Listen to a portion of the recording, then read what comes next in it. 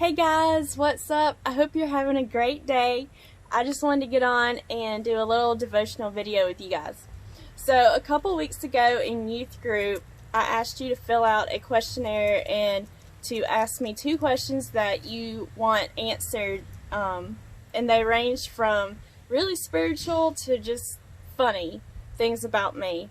But one of the questions that I want to answer today is what led you to youth ministry and why you want to be a youth minister for me personally. And to give you the short answer, I don't really know. Really, God led me to this and I just followed, and I was willing to obey. I was willing to step out of my comfort zone and follow Him into this journey. Because originally I wanted to serve in college ministry, and of course I've been in music ministry for a really long time, and so that was what I was comfortable with. And I was very satisfied by that, but I just felt God calling me out to go deeper and to do something different. My pastor at my former church, New Song Community Church in Opelika, Pastor Billy, was just talking to me one day, and he was like, I can see you doing youth ministry. And at the time, I was like, no way am I doing that. I've never even thought about that before.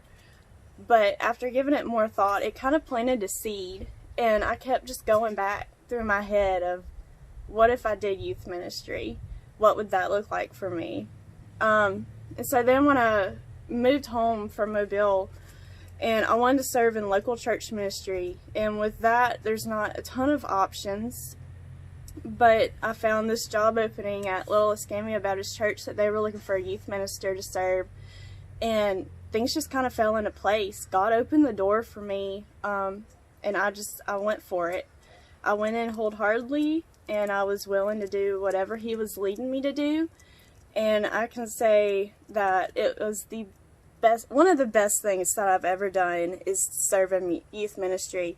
I love it. It is so satisfying, so fulfilling. I can't imagine life without it, to be honest. I've been the happiest I've ever been, and I think that's really because I'm using my spiritual gift, and I'm just following God, and I went all in for it. And so the best place to be is right in God's plan, and I feel like that's where I'm at right now, and that's why I'm so happy. That's why I love it so much, and I love advancing the gospel and investing in you guys' life. So now I'm going to talk about how you can find your purpose. But before I do that, I have to make a trip out to the shed because I need some tools to do that with. Alright, now we're going to talk about how to find your purpose and what our purpose is for Christians. Why did God create us? He created us ultimately to show His glory through us. And He created us to worship Him. Psalm 66:4 says, all the earth bows down to you. They sing praise to you. They sing the praises of your name. So how do we reflect His glory? We obey His commands through His word, and we can share the gospel.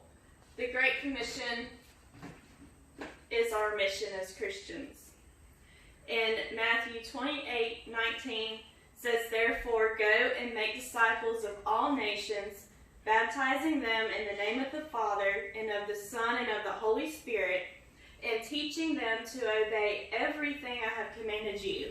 And surely I am with you always to the very end of the age. So as Christians, we're light in the darkness, and we want to spread our light and share it with those who don't believe. So that is our ultimate purpose. But the best way to fulfill this purpose is by using spiritual gifts. In 1 Corinthians 12:4-7, Paul talks about spiritual gifts in his letter. And it says there are different kinds of gifts, but the same Spirit distributes them. There are different kinds of service, but the same Lord. And there are different kinds of working, but in all of them and in everyone, it is the same God at work. Now to each one, the manifestation of the Spirit is given for the common good. So spiritual gifts are distinct but they're all just as important. And put together, they make up the body of the church. Gifts are evidence of the Spirit's working in our lives, and we should use them to serve others. So here I have a lawnmower, and for those of you who may not know what this is a fertilizer spreader. So both are used to maintain a lawn and to make it look good. The lawnmower cuts the grass, keeps it in order. The fertilizer spreader spreads out the nutrients that the grass will need to make it grow. They're equally as important. If you don't cut your grass, it's going to look bad, and if you don't fertilize it, it won't grow. So just like that, we all have different purposes to advance the gospel and respond to the Great Commission. So right now, if you're watching this and you're part of the Devo challenge, your clue phrase for this video is, whoever has my commands. So the clue phrase is, whoever has my commands. Alright, so to find your spiritual gift, you should, number 1, pray.